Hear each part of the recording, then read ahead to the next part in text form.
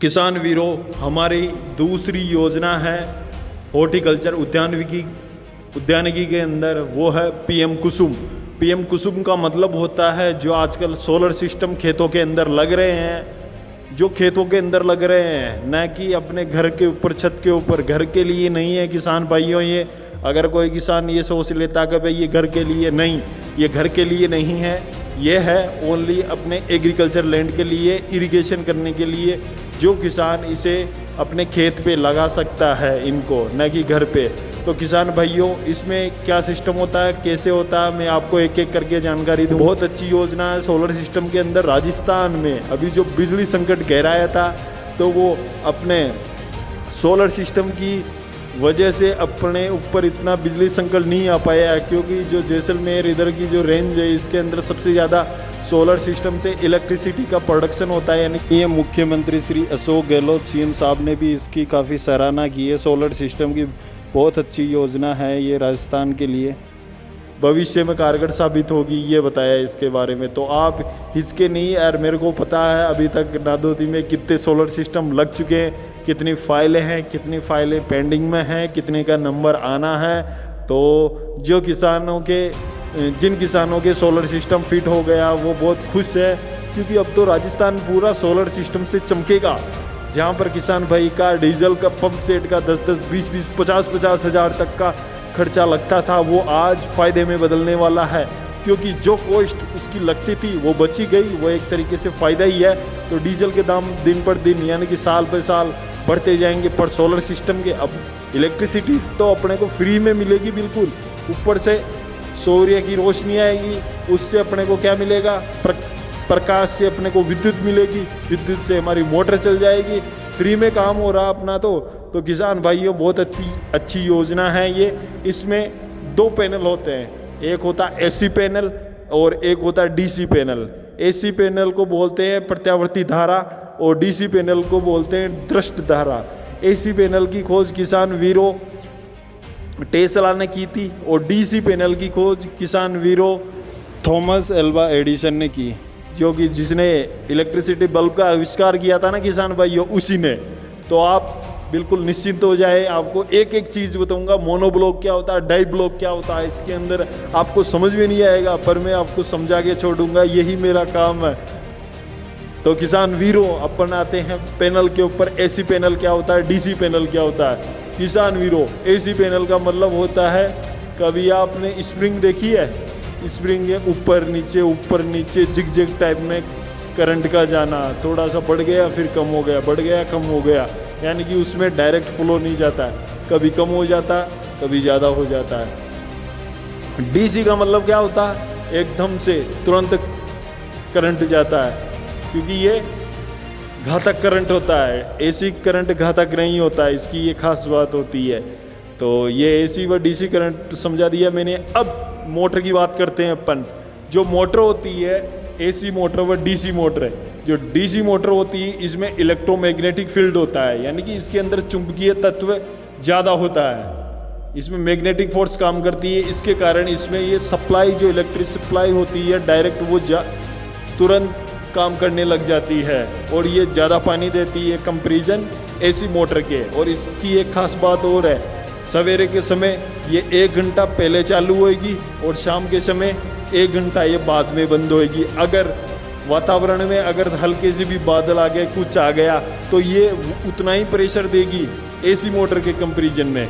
तो और AC motor में क्या होता है, जैसे कि अगर क्लाउडी हो गई, बारिश आ रही है, ऐसा वैसा कुछ हो रहा है, तो उसमें इलेक्ट्रिसिटी सप्लाई कम हो जाएगा, यानी कि करंट देने की क्षमता कम हो जाएगी। जिससे क्या होता है, एसी मोटर में कॉपर वायरिंग होती है किसान वीरों। जो अपने पंखे की मोटर आती है ना, ये कॉपर वायरिंग में होती है। डीसी मोटर में कॉपर वायरिंग नहीं होती है, वो इलेक्ट्रोमैग्नेटिक होती है सिस्टम में उसके। तो इसके कारण इसमें क्या है, विद्युत का उत्पादन ऊपर से कम हो जाएगा। ऊपर से कम होने के कारण क्या होगा, मोटर कम पानी फेंकेगी। इसलिए अगर कोई किसान पूछता है कि भाई साहब एसी मोटर डीसी मोटर में से कौन सी अच्छी है, तो मैंने दोनों का आपको सिस्टम समझा दिया है। बस ध्यान ये रखना है डीसी मोटर का करंट अपन ज़्यादा दूर तक नहीं ले जा सकते हैं, एसी मोटर का करंट अपन आराम से दूर तक ले जा सकते हैं। तो मोटा मोटा मैंने आपको इसका मतलब समझा दिया है। अब इसकी और चीज़ मैं आपको समझाता हूँ कि भाई ये कितने में लग रही है, कितने हॉर्स पावर में आ रही है, क्या क्या चीज़ इसके साथ आती है, कब ये फिट होती है, कब ये सेंक्शन होता है। सबसे पहले ई मित्र पे जाइए, आप फाइल को ऑनलाइन कीजिए, जो सबसे पहला काम होता है। फिर फाइल आप हमारे को दीजिए, अधिकारी इसको ऑफिस में ले जाएगा, जो इसमें कमी पेशी होगी वो पूरी कर कुरा के जमा करा देगा। आपकी जो नांदोदी ब्लॉक अपने करौली के अंदर है, जो जनरल फार्मर की बहुत सारे फार्मर जैसे कि अभी सोलर अपने पैनल कनेक्शन आ रखे हैं, तो बहुत सारे फार्मर ऐसे जिनकी 1 महीने या 2 महीने पहले फाइल लगाई थी, उनका भी नंबर आ गया, तो वो फॉर्चुनेट है, भाग्यशाली है।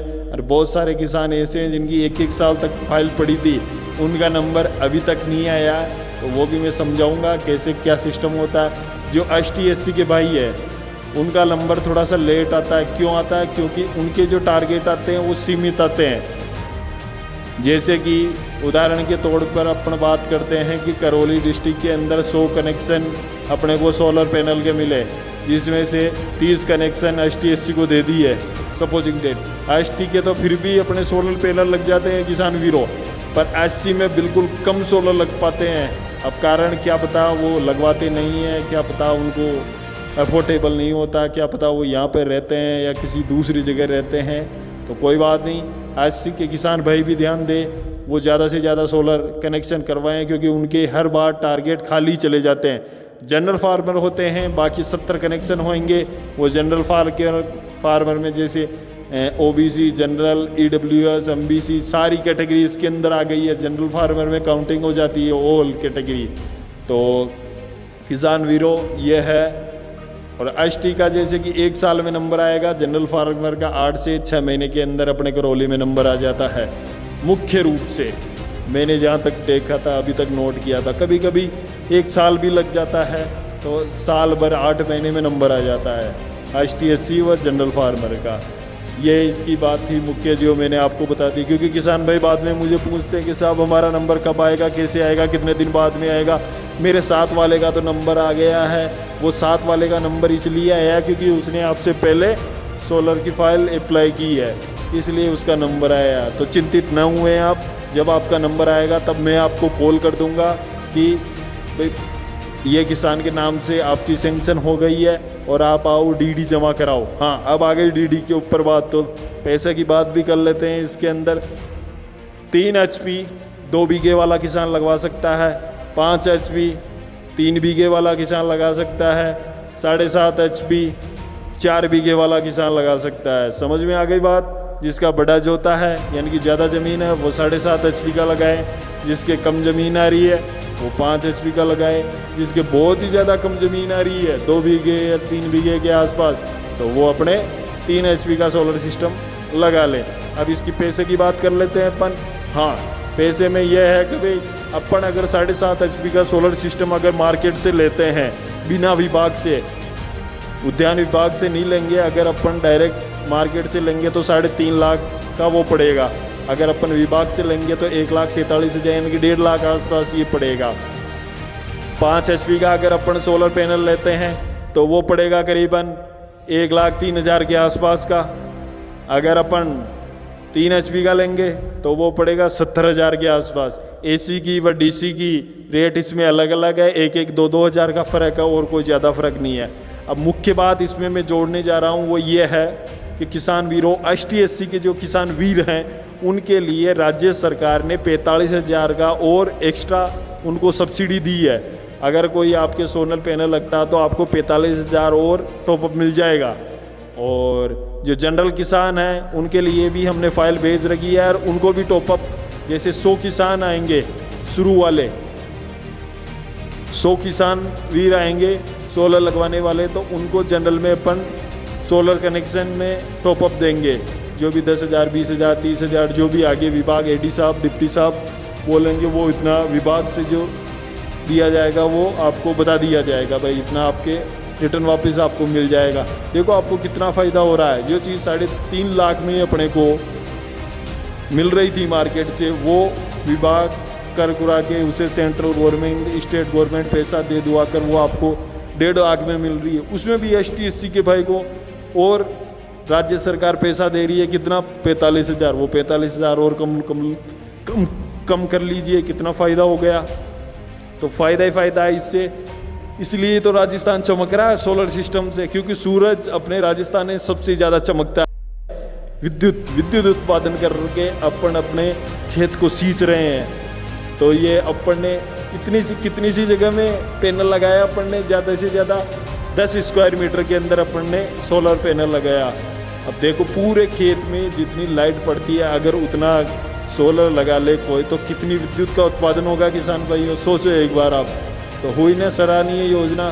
तो आने वाले टाइम में जो 5 साल के भीतर पेट्रोल व डीजल इंजन बिल्कुल बंद हो जाएंगे।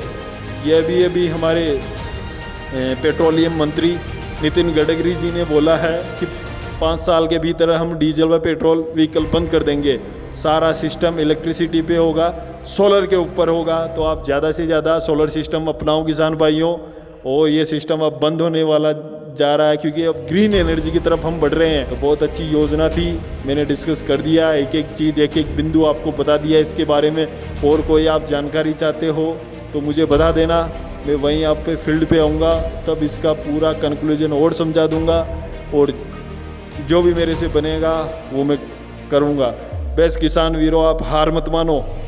बहुत सारे किसान भाई ऐसा सोचते हैं कि साहब इसमें इतना खर्चा हो जाएगा, इसमें इतना हो जाएगा। अरे एक बार ही तो आपका इन्वेस्टमेंट हो रहा है। 40-50 हज़ार का डीजल पंप सेट लेके आते हो, आप लेके आते हो या नहीं है, आते हो ना। अरे 40-50 हज़ार और मिला लो, आपके सोलर सिस्टम फिट हो जाएगा, एक अच्छा सोलर सिस्टम जिसके लिए लोग बात तरसते हैं। नई शुरुआत करो नई सोच के साथ, कोई बात नहीं, हुआ जिसे भूलो और नई शुरुआत करो। और अपने बच्चों का इंटरेस्ट बढ़ाओ इनके अंदर, बागवानी क्रियाएं ज़्यादा से ज़्यादा करो, बहुत अच्छा फ़ायदेमंद है ये। तो ऐसी बात नहीं है किसान वीरों, हम आपके साथ हैं। और तीसरी योजनाएं भी हम आपको बताएंगे।